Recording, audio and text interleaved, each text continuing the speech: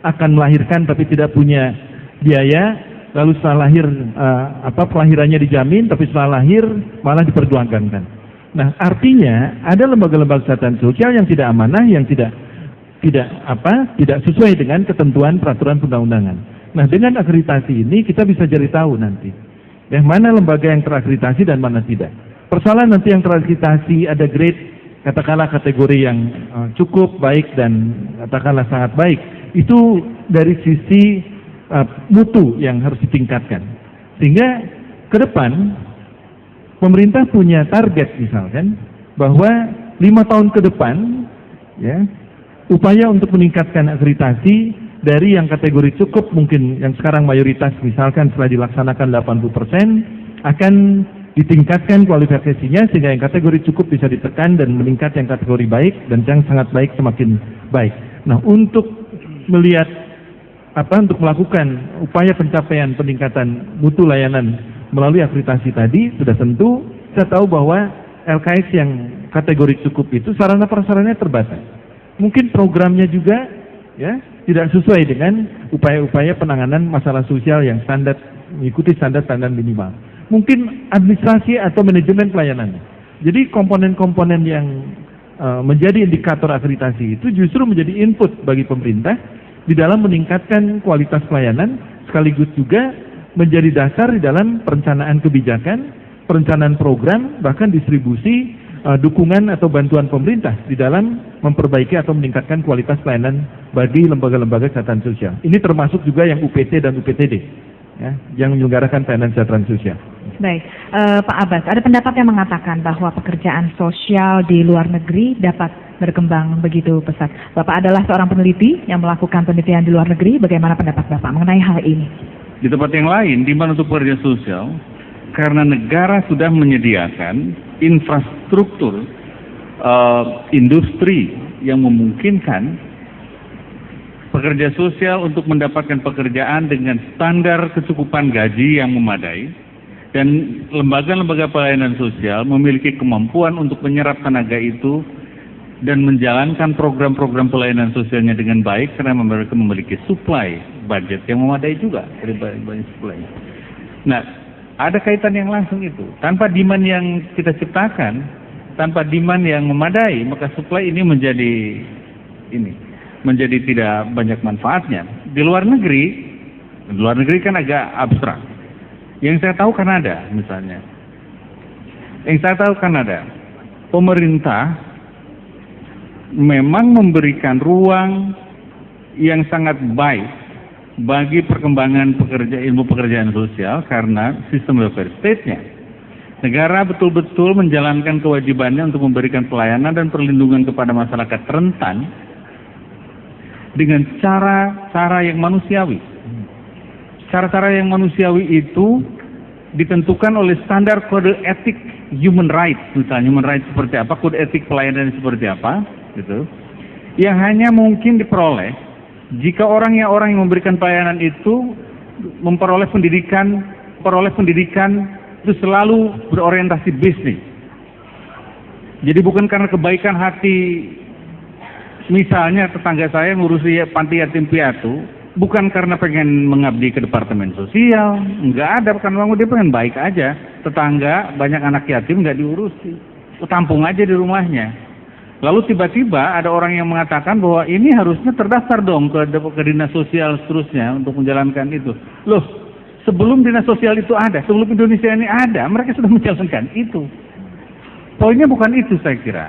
Ini soal perlakuan negara yang adil juga. Kalau memang mau bekerja sama dengan lembaga-lembaga itu, dan pemerintah ingin memberikan misalnya penilaian apakah akreditasi ABC, atau memberikan misalnya intervensi atau apa, naruh orang di situ, pekerja sosial atau apa, berikan juga hak dia yang memadai. Di Kanada contohnya, bikin kontrak bisnis. Nih, Anda melayani sekian puluh anak jalanan misalnya, ini anggarannya kasih dengan dia. Anggarannya harus memadai juga, dia harus bayar staff, office running cost-nya harus memadai juga. Kalau perlu ada savingnya mereka biar bisa jalan. Dalam hal itu saya kira relasi antara supply dan demand-nya bisa dimengerti, dan dengan cara begitu pekerja sosial bisa berkembang dan nilai sertifikasi atau lisensi menjadi bermakna. karena dia bisa digunakan untuk karir, dan lisensi itu atau akreditasi itu bisa digunakan sertifikasi itu dijadikan alat untuk dia menentukan rate gaji berapa untuk jenjang karir tertentu. Dalam segmen ketiga nanti kita akan masuki sesi tanya jawab, namun kita harus jeda terlebih dahulu. Tetaplah bersama kami akan kembali sesaat lagi.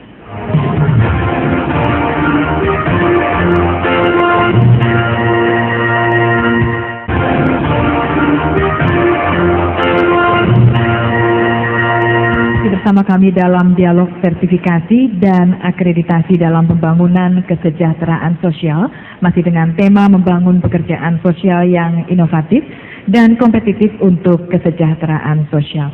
Pada segmen ketiga ini kami buka sesi tanya jawab di mana kami mengundang audiens, Bapak Ibu hadirin sekalian, untuk mendapatkan kesempatan untuk bertanya kepada 4 orang narasumber yang telah hadir di panggung bersama saya. Untuk itu kami persilahkan Bapak Ibu yang ingin bertanya, silakan Ibu. Terima kasih. Nama saya Nilam Sari, dari kesejahteraan sosial dan disiplin ilmu lainnya seperti hukum, psikolog, gitu. Jadi kami bertanya, kami ini tepatnya di mana, gitu. Terima kasih. Baik, terima kasih. Selanjutnya ada penanya lagi. Silakan Bapak. Assalamualaikum warahmatullahi wabarakatuh. Beberapa pekan yang lalu, Pak Edi Soeharto berkunjung ke kampus kami di UIN Sunan Kalijaga, Yogyakarta, berdiskusi tentang isu-isu belum begitu signifikan. Itu yang kemudian saya garis bawahi. Kemudian kita diskusikan kepada teman-teman semua dan, oh iya, kayaknya begitu. Ya, begitu. Nah, yang ingin saya tanyakan kepada Pak Abbas, kira-kira kalau kita sepakat, faktor-faktornya apa Pak kira-kira dengan statement seperti ini? Kepada Pak Rudi, berhubungan dengan lembaga, dengan statement seperti ini.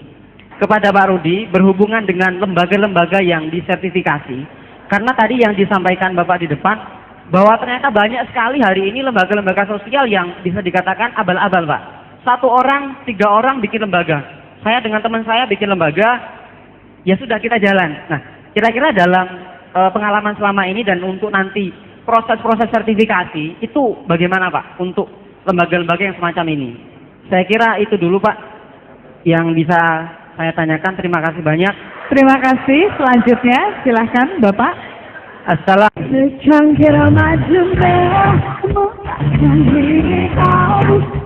Berdangdut ria bersama TVRI.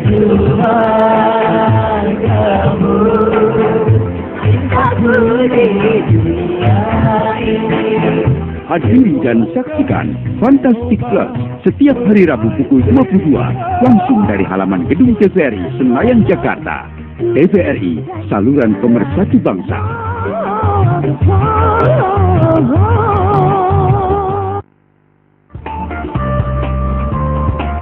Persepsi rakyat bahwa tidak ada partai yang berani Obrolan hangat, terkadang menggelitik, mengupas berbagai permasalahan bangsa, politik, ekonomi, dan berbagai peristiwa aktual.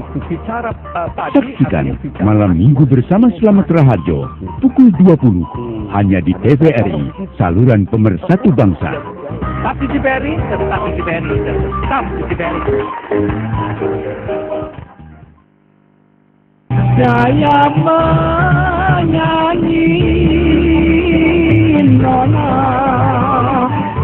Nikmati alunan musik keroncong yang diaransir oleh musikus Kokotole, didukung artis kondang di tanah air.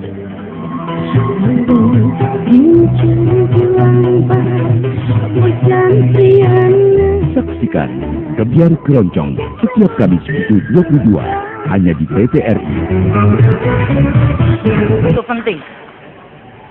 Pertanyaan saya, tidak tahu siapa nanti yang jawab, apakah akan disamakan dengan akreditasi sekolah?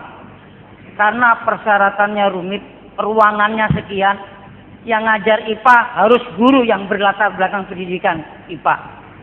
Sementara di LKS, lembaga sosial, ada psikolog, ada bidang hukum, ada ahli pendidikan. Apakah sang ketua LKS harus mempunyai latar belakang pendidikan yang seabrek-abrek itu. Yang pertama itu. Yang kedua, bahwa masih ada kelenturan. Silakan yang mengajukan permohonan. Kelihatannya Pak, saya agak pesimis selaku ketua. Sebab latar belakang pendidikan dari ketua-ketua lembaga itu tidak ada yang sarjana sosial. Tetapi Pak, pengalamannya puluhan tahun. Apakah mereka yang sudah profesinya adalah menangani sosial sampai berpuluh-puluh tahun tidak juga bisa untuk menjadi pekerja sosial, yang hanya bisa adalah dari jadi staf di institusi. Sementara tadi di depan mengatakan harus punya latar belakang pendidikan sosial. Itu yang kedua. Yang ketiga, lembaga pemerintah kelihatannya yang memenuhi syarat baik bangunannya dan sebagainya. Sementara yang swasta, kecuali ada backing tertentu. Di Jakarta Timur saya hitung cuma 3 yang bisa memenuhi syarat. Sementara yang ada 157 baik panti, non panti maupun sosial yang belum mendaftarkan ke dinas sosial. Baik. Oleh karena itu saya setuju dengan Pak Abbas, dari pemerintah untuk menyuplai itulah kewajibannya. Baik. Terima kasih. Assalamualaikum warahmatullahi wabarakatuh. Cukup menarik pertanyaannya. Saya persilahkan Bapak Haris untuk menjawab pertanyaan dari 3 penanya ini, Pak, terlebih dahulu. Baik, ini pertanyaan yang penting untuk dijelaskan. Begini, Menteri Sosial yang telah ditetapkan ya, sejak dulu membolehkan siapapun bisa menjadi pekerja sosial fungsional. Nah, dengan hadirnya Undang-Undang 11, memang konsekuensinya tidak bisa lagi seseorang yang berlatar belakang bukan pendidikan sosial untuk menjabat sebagai jabatan fungsional pekerja sosial. Nah, ini sudah kami siapkan surat edaran ya, semenjak diterbitkannya Peraturan Menteri Sosial Nomor 16 tentang sertifikasi pekerja sosial. Lalu bagaimana yang sekarang sudah terlanjur jadi pekerja sosial fungsional? Nah, selama kami sedang mendesain ulang dan memasukkan dalam sebuah rencana legal reform ya, untuk mengajukan jabatan fungsional baru yang dikategorikan, yang tadi telah disebutkan oleh Pak Rudi, yaitu fungsional pekerja kesejahteraan. Yang saat ini Undang-Undang Kesejahteraan Sosial memang disepakati disebut tenaga kesehatan sosial. Ya. Nah, ini yang akan diperjuangkan untuk mendapatkan jabatan fungsional tenaga kesehatan sosial. Dan sudah tentu di kelompok welfare worker ini atau pekerja kesejahteraan atau tenaga kesehatan sosial yang di dalam undang-undang itu latar belakang pendidikannya sangat beragam.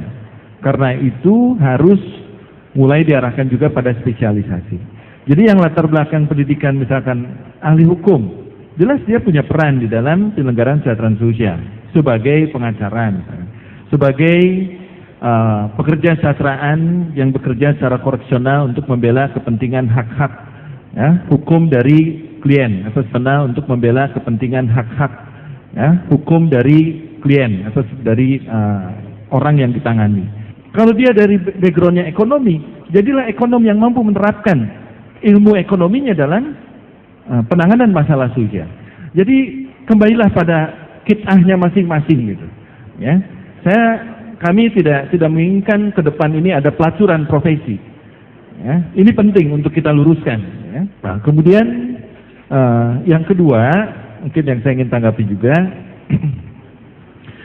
begini, para pimpinan lembaga kesehatan sosial, ya, memang di Indonesia nih ya Pak Abbas nih, kita harus bicara Indonesia. Pimpinan panti itu yang merangkap bukan hanya tugas manajerial, tapi juga sekaligus jadi pengasuh, bahkan jadi bapaknya atau jadi orang tuanya anak-anak. Jadi kalau dibilang mereka apakah tugasnya hanya indirect service? Juga tidak, ada direct service juga. Nah, kepentingan seseorang disertifikasi kalau seseorang itu melakukan praktek ya, penanganan masalah sosial, praktek pekerjaan sosial. Sehingga pimpinan panti pun memungkinkan juga untuk disertifikasi dalam kapasitas dia sebagai pekerja sosial atau tenaga kesehatan sosial. Nah, di dalam peraturan Menteri Sosial yang 16 itu ada kategori asisten, ya, pekerja sosial, ada asisten tenaga kesehatan sosial. Ini merespon, ya, pelaku-pelaku kesejahteraan sosial yang latar belakang pendidikannya misalkan sekolah menengah pekerjaan sosial, SMK kejuruan pekerjaan sosial, atau SMA umum. Jadi bisa kita sertifikasi tapi pada kategori asisten pekerja sosial atau asisten tenaga sosial. Nah, yang sarjana itu bisa mengarah pada peksos generalis, bahkan yang S2 atau SP1 bisa sampai kepada peksos generalis, yang S2 sampai SP1 bisa sampai peksos spesialis. Jadi ada kualifikasi yang dikembangkan agar juga merespon kebutuhan sertifikasi sesuai dengan jenjang kompetensi. Sementara itu. Baik, silakan Pak Rudi, mau ditambahkan? Baik. Jadi seperti tadi yang disampaikan oleh Bapak, bahwa gimana dengan pimpinan panti, apakah dia juga harus bisa nggak disertifikasi, gitu kan, harus seperti apa? Saya kira soal apa yang akan dilakukan oleh pimpinan panti, tentu saja dia akan lebih banyak melakukan kegiatan-kegiatan yang mengarah pada indirect service. Dan kalaupun misalnya sertifikasi ini akan dilakukan oleh mereka, ya mereka harus melakukan pelayanan langsung gitu. Jadi teman-teman yang tidak melakukan pelayanan langsung, tidak ada tuntutan untuk disertifikasi. Jadi sekali lagi, sertifikasi itu bukan kewajiban gitu. Sertifikasi itu adalah hak. Jadi setiap orang yang memiliki kualifikasi tertentu dan ingin diakui kualifikasinya, maka dia berhak untuk mengikuti uji kompetensi sehingga dia akan mendapatkan sertifikasi sebagai pengakuan atas kualifikasi yang dimiliki oleh yang bersangkutan. Jadi tentu saja kualifikasi ini tentu akan disesuaikan dengan dia akan disertifikasi sebagai siapa. Gitu. Nah, kalau kemudian soal mahasiswa di mana, gitu kan? Ya jadi ke depan tentu saja yang akan mengikuti sertifikasi adalah ya yang mereka yang berasal dari pendidikan, yang sekarang masih mahasiswa. Jadi saya kira Mas Pras harus tahu dan bisa menyampaikan kepada teman-teman yang lain di Forkomkasi, ya karena nanti ke depan bahwa mereka yang menyelesaikan pendidikan pekerjaan sosial itu harus memiliki sertifikat sebagai pekerja sosial ketika mereka ingin diakui kualifikasinya dalam menjalankan peran sebagai seorang pekerja sosial dimanapun tempatnya. Saya kira itu. Baik, silakan Pak Ferry. Tampaknya ada yang mau ditambahkan dari pertanyaan ini. Terima kasih. Perlu kita garis bawahi bersama bahwa akreditasi tidak dimaksudkan untuk menyingkirkan LKS. Akreditasi justru dimaksudkan untuk membantu seluruh LKS meningkatkan kualitasnya karena mendapatkan motivasi yang tinggi dari hasil akreditasi. Setiap LKS tentu diawali dengan niat baik untuk memberi layanan kepada publik. Oleh karena itu, hak dari LKS untuk mengikuti akreditasi. Jika hak itu tidak dimanfaatkan, sangatlah disayangkan karena setiap lembaga di bidang kesejahteraan sosial yang memberikan layanan kepada publik, pada saatnya dia harus memberikan pertanggunggugat terhadap aktivitas yang dia berikan. Jika pertanyaan dari Forkomkasi tadi, bagaimana dengan LKS abal-abal? Tentu saja LKS macam itu ada dan tidak dipandang sebagai bagian yang terpisah dari kehadiran LKS di Indonesia, dan menjadilah kewajiban kita bersama bagi LKS yang belum terakreditasi didorong, dibantu, dan ada dua pihak yang berkewajiban di Indonesia untuk memberikan dukungan agar kualitas dari LKS itu semakin meningkat sesuai dengan standar yang ditetapkan oleh negara. Maka setiap LKS akan mengetahui di mana standar kelayakan yang telah dicapai oleh mereka. Ya baik, mungkin bisa dipersingkat Bapak Ferry. Terima kasih. Ya.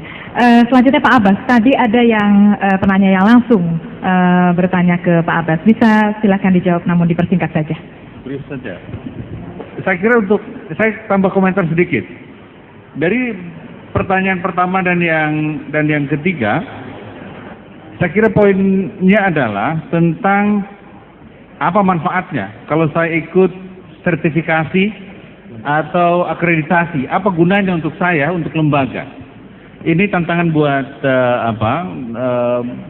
LSP atau lembaga akreditasi. Karena gini, tanpa ada pemahaman tentang value-nya, tentang manfaatnya, tentang gunanya, lalu untuk apa buang-buang waktu saja? Udah capek kau ngurusin pelayanan masyarakat setiap saat, lalu harus ikuti itu lagi. Apa di situ untuk saya? Apa di situ untuk masyarakat? Juga untuk ini sertifikasi. Tetapi dari sisi pendidikannya sama oleh Depdiknas. Kerjasamalah itu, coba bicara dengan Depdiknas untuk memastikan kualifikasi. Perbincangan ini dan tampaknya begitu banyak ya Pak ya yang dapat kita ambil dari dialog sertifikasi dan akreditasi dalam pembangunan kesejahteraan sosial kali ini, yang mana kita mengangkat tema membangun pekerjaan sosial yang inovatif dan kompetitif untuk kesejahteraan sosial. Semoga ini bermanfaat bagi kita semua. Akhirnya saya Leni Hadiawati dengan segenap guru yang bertugas mengucapkan terima kasih atas perhatian Anda. Sampai jumpa.